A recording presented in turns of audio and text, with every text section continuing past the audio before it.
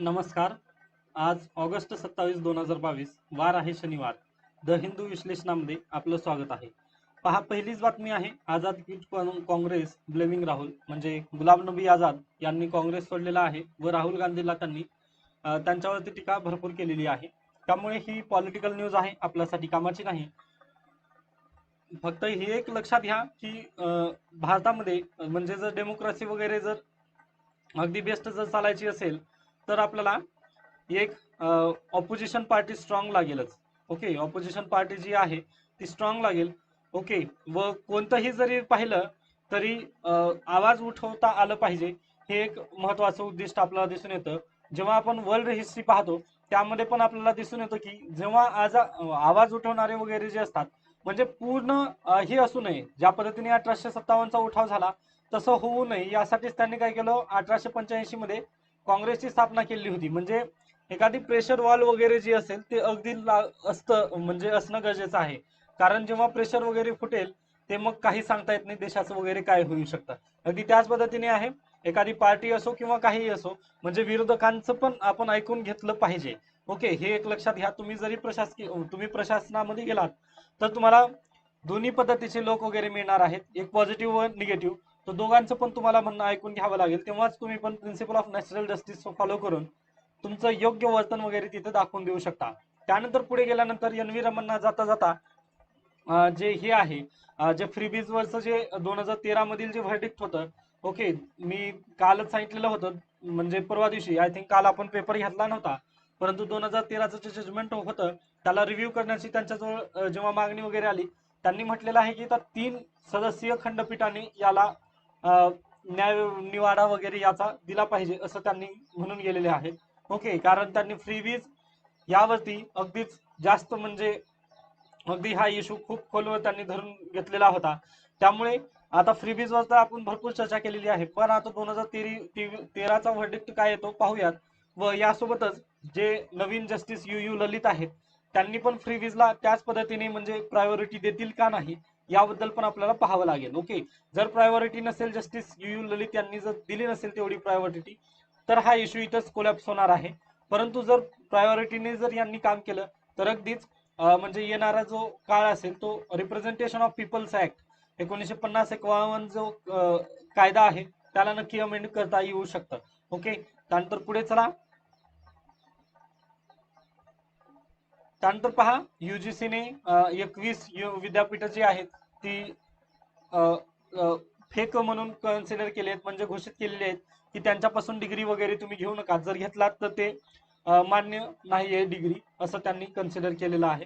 त्यामुळे प्लीज, म्हणजे नामवंत विद्यापीठातूनच डिग्री घ्या असं आपल्याला पण म्हटलेलं असतं. पहा, आपल्या युपीएससीच्या किंवा एमपीएससीच्या फॉर्मवर पण तेच म्हटलेलं आहे. ओके, मान्यता प्राप्त विद्यापीठाची डिग्री आपल्याला पाहिजे असते. ओके, तर त्यांना मान्यता आता काढून घेण्यात आलेली आहे. 21 तशा विद्यापीठ आपल्या भारतामध्ये सध्याला आहेत. ओके, त्यानंतर सर्व बातम्या राजकीय वगैरे ज्या पद्धतीच्या आपल्याला कामाला नव्हत्या त्यामुळे मी त्या स्किप करून डायरेक्टली आपल्याला इकडे आलेलो आहे, एडिटोरियल पेज वरती आलेला आहे. त्यानंतर इकडे जे पाहायला मिळतं ते हेमंत सोरेन यांच्या बाबत पाहायला मिळतं. व हे पण तुम्हाला representation representation of the people act 1951 हेच तुम्हाला पाहायचं आहे. त्यामुळे आपल्याला सिलेबस मध्येच तो कव्हर करून घ्या, कारण अशा पद्धतीचे केसेस आपल्याला भरपूर दिसत असतात. ओके, त्यामुळे मी याला पण स्किप करतोय. पहा, त्यानंतर इकडे a draconian law that needs to disappear, म्हणजे एक खूनखार लॉ आहे ज्याचं काळासोबत त्याला पण कालबाह्य होण्याची गरज आहे असं यांचं मत आहे.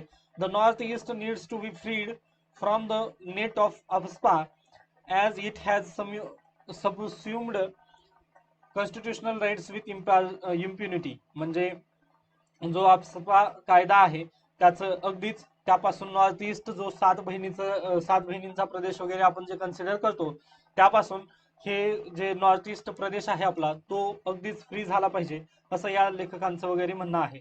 तर पहा, नरेंद्र मोदी यांनी एप्रिल महिन्यामध्ये जेव्हा ऍड्रेस करत होते तेव्हा म्हणत होते की त्यांनी आपण इथला कायदा वगैरे आम्ही काढून वगैरे घेणार आहोत असं त्यांनी म्हटलं. ओके, परंतु तसं हे झालं नाही. फक्त त्याच्यावरती आता सध्याला सुप्रीम कोर्टानं वगैरे बंदी म्हणजे थोड्या काळासाठी का होणार स्टे आणलेलं आहे हे आपल्याला दिसून येतं. ओके, मग झालेलं नेमकं काय पहा, तर गेल्या वर्षी आय थिंक, आता ती केस कुठे आहे एक मिनिट द्या. हा पहा, 4 डिसेंबर 2021 रोजी जेव्हा तिथले कॉमन म्हणजे सामान्य माणसांना आफ्स्पा कायद्याअंतर्गत वगैरे मारण्यात वगैरे आलं, तेव्हा हा कायदा इश्यू मध्ये वगैरे खूप आला. ओके, खूप इश्यू मध्ये कायदा आला. त्यानंतर अगदीच 2-4 दिवसापूर्वी नागा या कम्युनिटी बद्दल आपल्याला पेपरमध्ये आलेलं होतं. त्या संदर्भात मी नागा कोण आहेत, त्यानंतर नागांची मागणी काय, हे सर्व मी यापूर्वी पण क्लिअर केलेलं आहे. मग आज थोडंसं आफ्स्पा बद्दल बोलणार आहोत. तर पहा, तर आफ्स्पा हे 2 विभागामध्ये आपल्याला पाहायला मिळतं. तर एक ऑर्डिनन्स होतं 1942चं. 1942चं ऑर्डिनन्स का, कारण 1942 9 ऑगस्ट हा दिवस आठवा, म्हणजे 8 ऑगस्ट 1942 रोजी काँग्रेसचं अधिवेशन भरलं मुंबई येथे.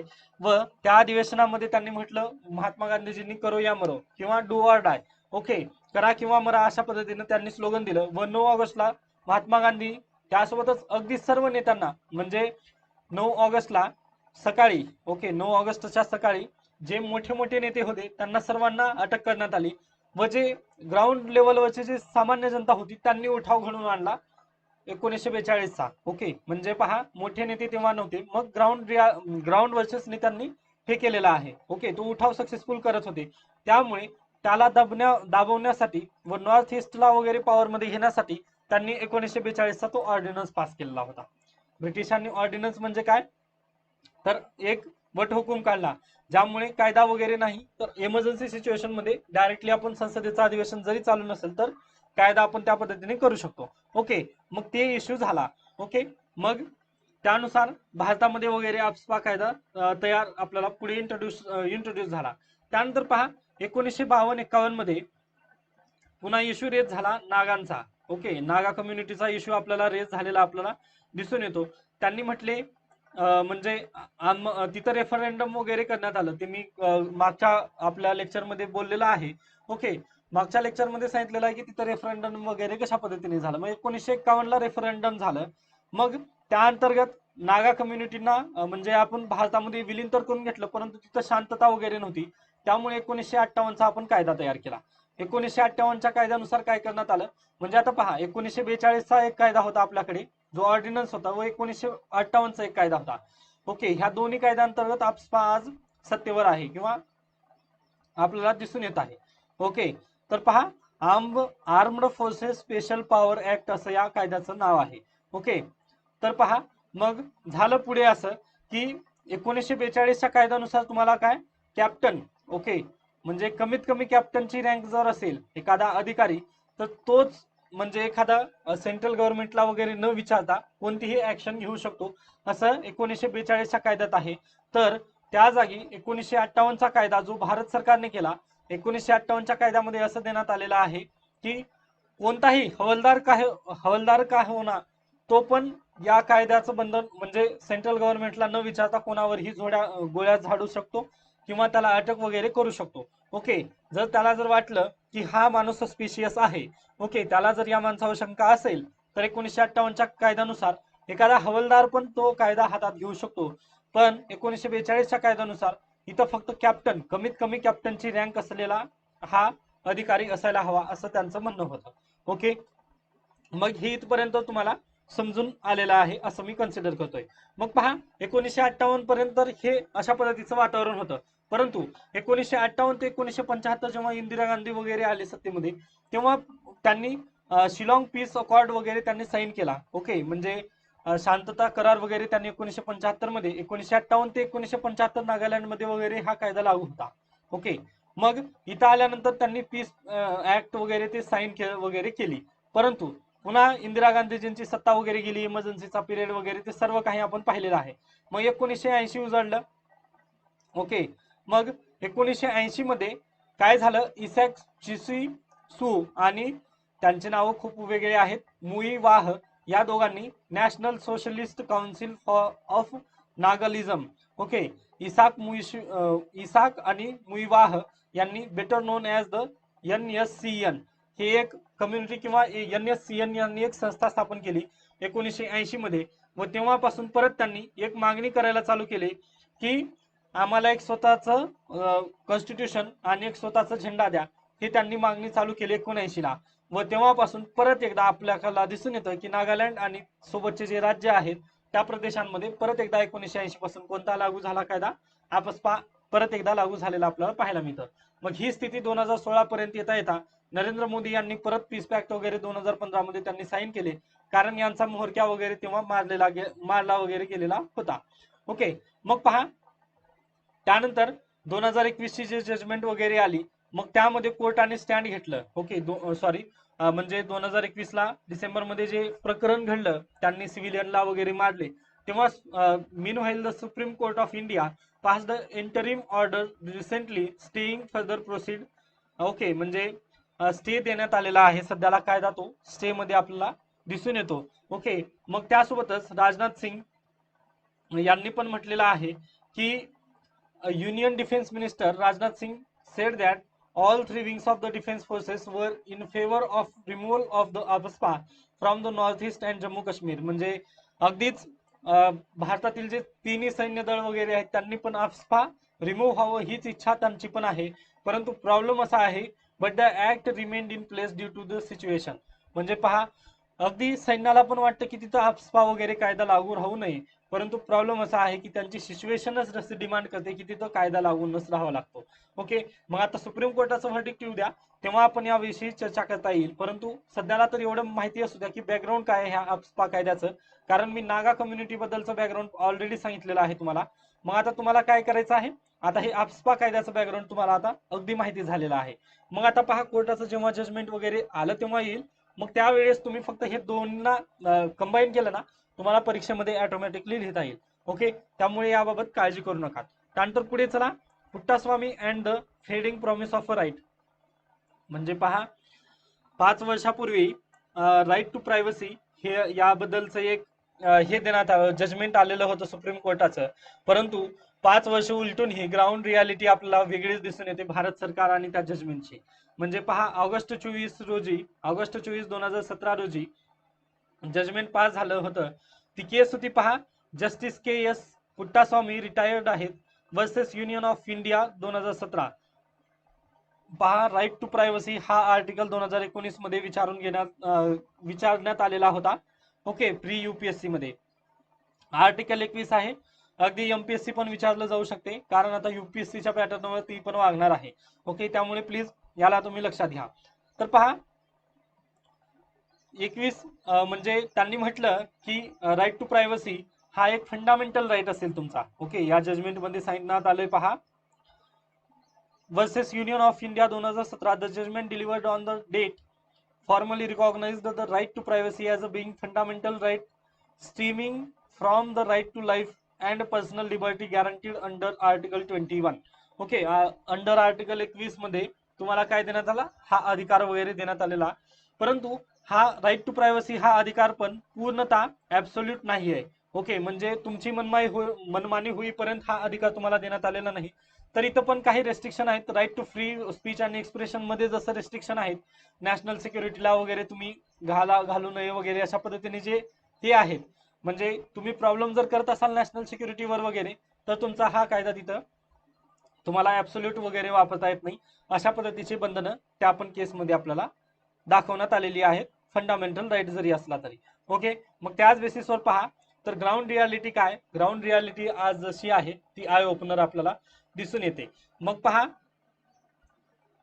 न्यूयॉर्क टाइम मध्ये म्हणजे 2022 जानेवारी 2022 मध्ये द न्यूयॉर्क टाइम्स यांनी एक पेगासस व्हायरस संबंधीचा खुलासा केला. ओके, व त्याची NV रमन्ना यांनी काल परवा म्हणजे परवा दिवशी त्यांच्यावर जेव्हा सुनावणी वगैरे झाली, तेव्हा केंद्र सरकार त्यांना सपोर्ट करत नाही हे आपल्याला इश्यू पाहायला मिळालं. ओके, मग केंद्र सरकार सपोर्ट करत नाही म्हणजे हे कुठेतरी जे व्यक्तींचं राईट टू प्रायव्हसी व्हायलेट झालेला आहे त्यांच्यावर घणघाती झालेला आपल्याला दिसून येतं.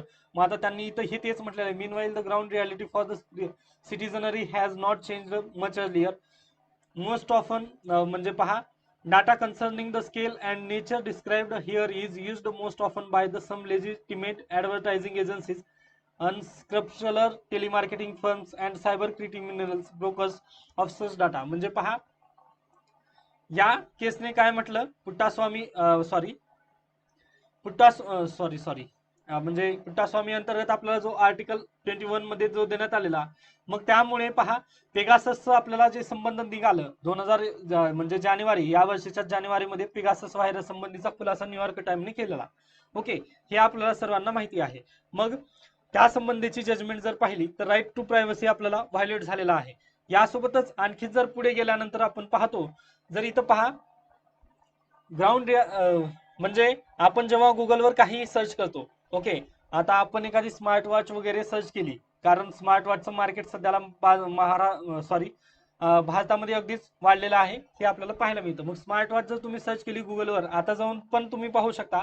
ओके, जर तुम्ही स्मार्ट वॉच म्हणून जर सर्च केली तर तुम्हाला फ्लिपकार्टच्या किंवा ईमेलवर लगेच ऍड दाखवायला चालू करतो. नॉईसची, त्यानंतर फायर वोल्ट वगैरे जे कंपन्या आहेत त्यांच्या सगळ्या स्मार्ट वॉचची ऍड तुम्हाला इंस्टाग्राम जाऊ द्यात, फेसबुक जाऊ द्यात, जिथं गेल्यानंतर तिथं म्हणजे तुम्ही फ्लिपकार्टवर जाऊन एखादी वस्तू सर्च करा, ती ऍड तुम्हाला दाखवली जाणार म्हणजे जाणार. म्हणजे इथं काय तुमचा राईट टू प्रायव्हसी व्हायलेट आहे. ओके, परंतु हे कोणी हे करत नाहीये, तेवढं आपण विचार करत नाही की हा राईट टू प्रायव्हसीचं व्हायोलेशन आहे का नाही. ओके, मग ग्राउंड रियालिटी तुमची ही आहे. पुट्टास्वामी यांचं जजमेंट येऊन 5 वर्ष झाली तरी देखील ग्राउंड रियालिटी अशाच पद्धतीची तुम्हाला पाहायला मिळते. ओके, मग पेगासस व्हायरसचं पण तेच झालेलं आहे.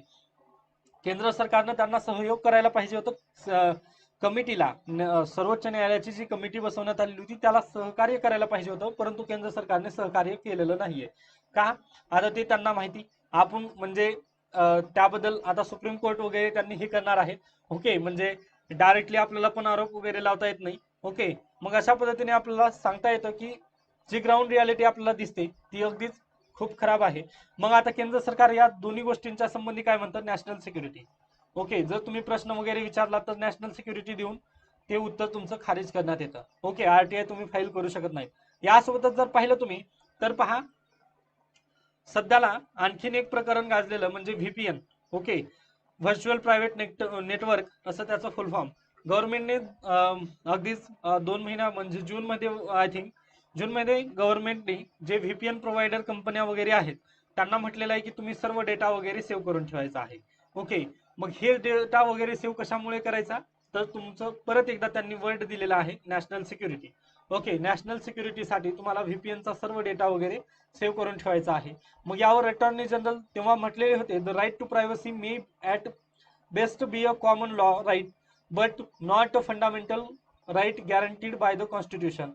Okay, in all rights, in light of all this, 5 years later it can be said confidently that Puttaswamy judgment has missed the mark with spectacularly for the objective that was sought, and that it represents a foregone opportunity to protect the rights of the citizens while ensuring all of the checks and balance necessary to prevent the government overreach and abuse of power. म्हणजे पहा, national security जे त्यांनी म्हणत आहेत, government जे म्हणतो national security, या अंतर्गत पुट्टास्वामीची जी केस होती ती पण आता हुकलेली आहे. कारण गव्हर्नमेंटचे अब्युजचे पॉवर वगैरे होत आहेत ते नॅशनल सिक्युरिटी या शब्दाच्या खाली भरपूररित्या त्यांनी प्रकरणामध्ये हे आपल्याला दिसून येत आहे असं लेखकांचं म्हणणं आहे. व हे कुठंतरी अगदीच खरं आहे. त्यामुळे ग्राउंड रियालिटी वेगळी आहे. जरी तुमचा अधिकार अंडर आर्टिकल 21 मध्ये देण्यात आलेला असला तरी तुमचं आर्टिकल अंडर 21 सध्या देखील व्हायलेट होत आहे. ओके, व यासाठी 2 रिसेंट आपल्याला जजमेंट वगैरे पाहायला मिळतात. परंतु हा नॅशनल सिक्युरिटी आहे त्यामुळे आपण पण याबद्दल काही म्हणू शकत नाही. व आता जेव्हा पेगासस व्हायरस संबंधी सुप्रीम कोर्टाचं जेव्हा जजमेंट होईल तेव्हा आपण याबद्दलची सविस्तर चर्चा वगैरे करता येईल. ओके, आय होप ही पण एडिटोरियल तुम्हाला अगदी योग्यरित्या समजलेलं आहे. त्यानंतर पुढे चला, गोदावरीला पूर. त्यानंतर अगदीच म्हणजे काही बातम्या आपल्या पण कामाच्या नाही. त्यानंतर पहा, लंपी स्किन डिसीज जे की गुजरात आणि राजस्थानच्या बॉर्डरवर वगैरे होत होतं, will not impact milk production says Amul. म्हणजे त्याचं इम्पॅक्ट जे आहे लंपी स्किन डिसीजचं त्या ह्याच्यावर होत नाही. मिल्क प्रोडक्शन वगैरे जे जनावर आहेत त्यांच्यावर काही परिणाम वगैरे होत नाही असं त्यांनी म्हटलेलं आहे अमूल कंपनीचे.